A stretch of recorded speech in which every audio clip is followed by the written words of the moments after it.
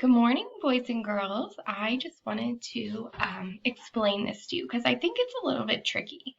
So on this paper, you are going to describe the setting in the Molly Lou Mellon story. You could choose to do the setting at the beginning, or you could choose to do the setting at the end.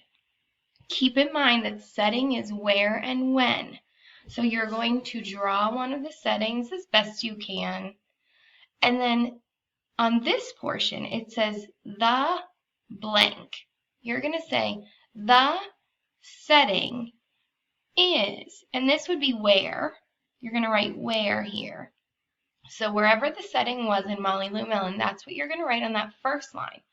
The setting is where and when. So that's what we've talked about a lot with what time of the day is it, or, what season or what time of year. Because, and then how do you know?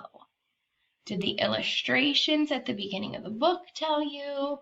Was there something that you remember happening that kept happening in the same place? That would be your because. So I feel like this can be a little bit tricky to fill out, but I know that you can do it. Just remember, the setting is tell where and when and how you know.